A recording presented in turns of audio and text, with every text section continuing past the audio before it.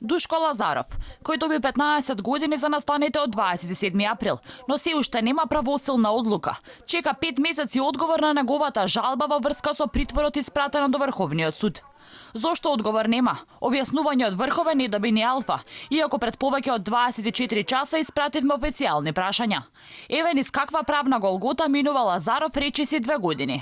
Во месец јули 2018 година, Лазаров, додека е во притворското оделение во Шутка, успева да издействува одлука од апелација да се брани од слобода. Откако претходно приложил гаранција од речиси 800.000 евра недвижен имот на негово име, на неговото семејство, но и на негови пријатели. Бил обврзан да се јавува еднаш седмично во судот и му била одземена патната исправа. Но во март и покрај дадената гаранција, Лазаров пак завршува во Шутка. Зошто? Образложението е оти му е укината гаранцијата од близу 80.000 евра, на која основа Законот за кривична постапка во моментот останало дилема. Одбраната на Лазаров се обратила и до народниот правобранител. Оти за нив не било јасно зошто гаранцијата на Лазаров е укината, а тоа е назад во притвор.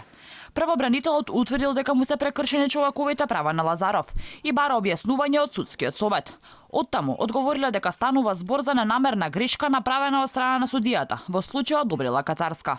Како причина за тоа се наведува дека конкретниот предмет имал обемна објава на присуда, а веднаш по објавувањето на пресудата биле изготвени 15 решенија за притвор со кои биле укинати мерките на предпазливост и направен е превид за неколку обвинети што не им биле укинати гаранциите. Ненамерната грешка Лазаров го чини враќање за трешетки.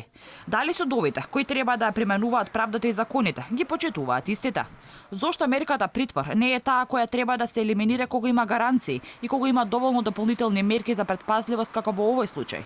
Туку напротив, се практикува во полна пареа. Зошто е донесена одлуката за бришење на гаранцијата, односно зошто Лазаров е вратен во притвор од кривичниот суд за Алфа велат?